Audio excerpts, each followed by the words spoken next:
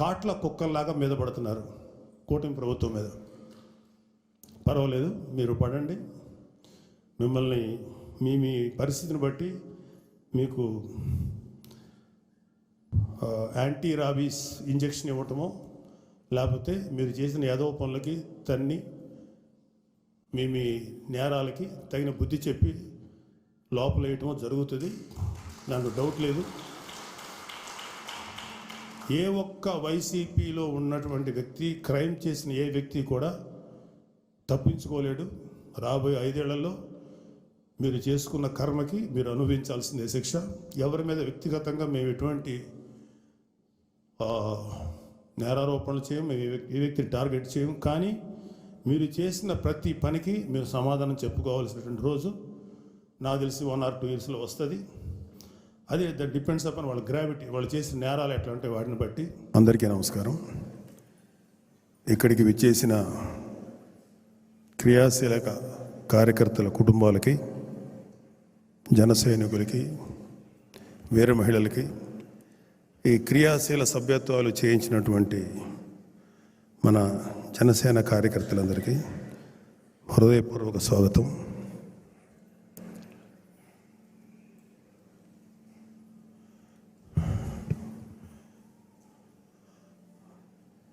రెండు 2021లో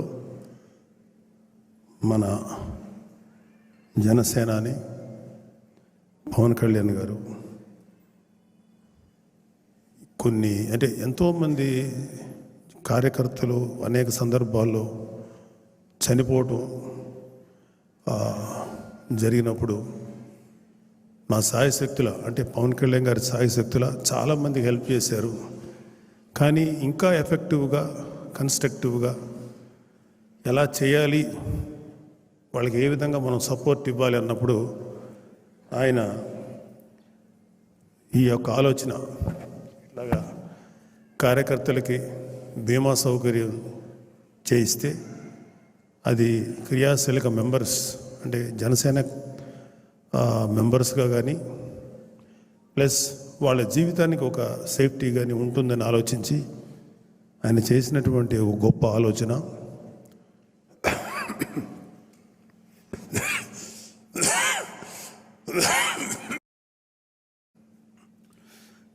అంటే చాలా పార్టీల్లో చనిపోయిన కార్యకర్తలకి ఆయా సందర్భాల్లో వాళ్ళకు ఉన్నటువంటి రిసోర్సెస్ని బట్టి ఇచ్చిన సందర్భాలు ఉన్నాయి.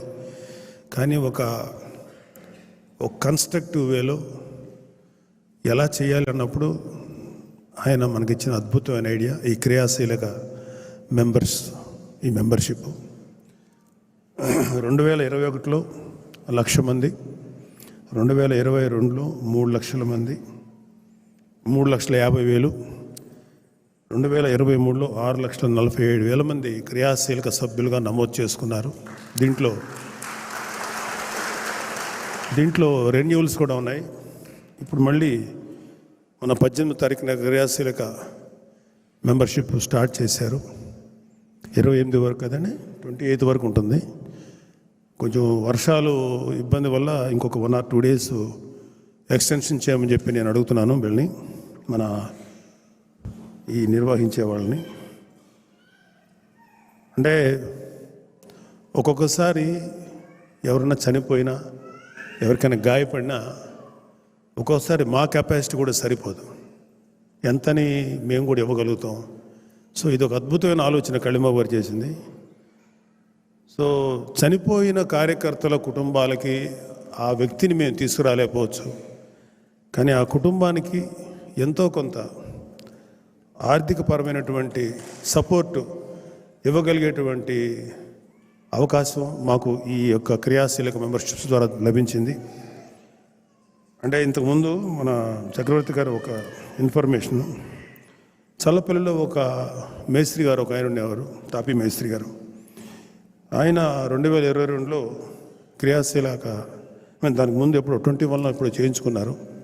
ఆ ఇంట్లో కూడా తెలియదు అతను క్రియాశీల మెంబర్ అనేది, జనసేన సింపథైజర్గానే అతను తెలుసు.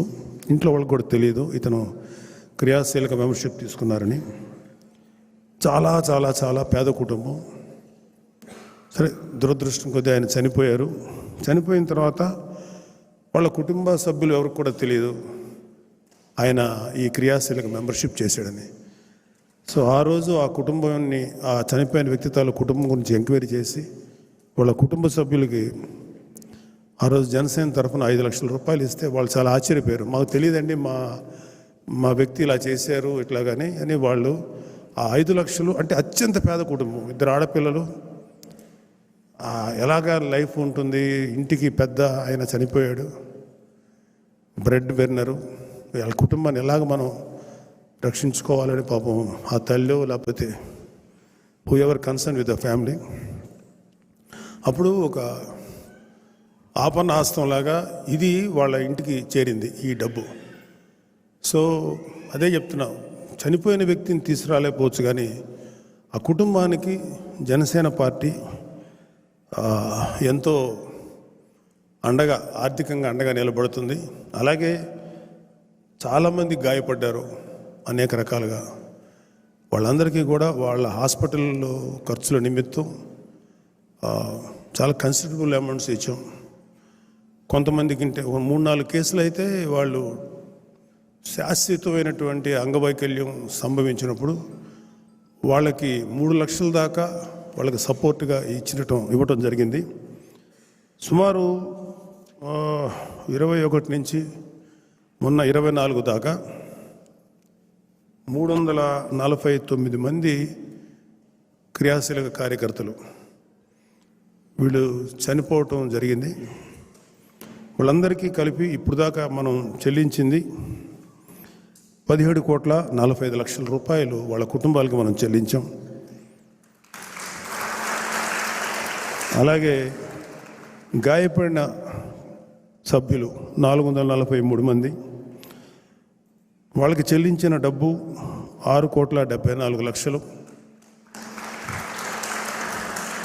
సో ఇది అంటే ఒక కుటుంబంలో, అంటే మేము మధ్యతరగతి కుటుంబం నుంచి వచ్చాం కాబట్టి మేము మీకు షేర్ చేసుకోవాలి. మా నాన్నగారు చాలా సాధారణమైనటువంటి ఎక్సైజ్ డిపార్ట్మెంట్ ఉద్యోగి. చాలాసార్లు ఆర్థికంగా మేము చాలా ఇబ్బందులు పడిన సందర్భాలు ఉన్నాయి. ఒక్కొక్కసారి ఏ రోజు రేషను ఆ రోజు తెచ్చుకొని జీవితం గడిపినటువంటి రోజులు నాకు ఇంకా బాగా గుర్తున్నాయి.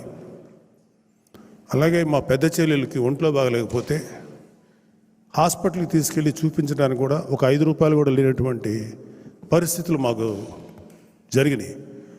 సో అప్పుడు మాకు తెలుసు ఒక ఇంటికి, ఆ ఇంటికి సంబంధించిన ఏ పిల్లలకో పెద్దవాళ్ళకి ఎవరికైనా సరే ఒక వైద్యానికి సంబంధించిన పరిస్థితులు, ఒక అనారోగ్యానికి సంబంధించిన పరిస్థితులు వచ్చి ట్రీట్మెంట్ చేయాలంటే ఎంత అవస్థలు పడతారు. ఒక్కొక్కసారి నాకు కొంతమంది మిత్రులు చెప్పారు, ఒక్కసారి ఒంట్లో కనుక బాగలేకపోతే, ఏదన్నా అయితే, ఒక పెద్ద జబ్బు అయితే శాశ్వతంగా వాళ్ళకున్న ఆస్తులు అమ్మేసుకోనో సొంత ఇల్లు అమ్మేసుకోనో ఆ వ్యక్తిని బతికించుకుంటా ప్రయత్నించి, అదృష్టం బాగుంటే బతికినా వాళ్ళు అన్నీ పోగొట్టుకొని ఒక ఇల్లు లేకపోతే ఒక కొద్దిపాటి స్థలం లేకపోతే కొద్దిపాటి ఆస్తి అంతా పోగొట్టుకొని మళ్ళీ జీవితాన్ని మొదటి నుంచి ప్రారంభించటమా, లేదంటే చనిపోయిన వ్యక్తి ఆ వ్యక్తికి ఒంట్లో బాగలేక ట్రీట్మెంట్ చేయించినా సరే చనిపోతే ఆ కుటుంబానికి ఆ ఉన్న కొద్దిపాటి ఇల్లు, వాటెవర్ పొలం కానీ ఆస్తులు కానీ అమ్మేసుకొని భర్త లేకుండానో లేకపోతే ఆ ఇంటికి బ్రెడ్ విన్నర్ లేకుండానో రోడ్ల మీద పడిపోయిన కుటుంబాలను ఎన్నో చూసాం మేము. బహుశా మన నాయకుడు పవన్ కళ్యాణ్ గారు ఇలాంటివి కోకొలలు చూస్తుంటారు. అందుకని ఆయన మనసు కరిగి ఆయనకు ఏదైనా చేయాలన్న ఆలోచన వచ్చినప్పుడు ఆయన ఆలోచన నుంచి వచ్చినటువంటి ఈ గొప్ప కార్యక్రమమే జనసేన క్రియాశీలక మెంబర్షిప్ కార్యక్రమం. సో మీరందరూ కూడా ఎవరైతే కట్టుకోగలిగే వాళ్ళు రెన్యూల్ చేసుకోండి.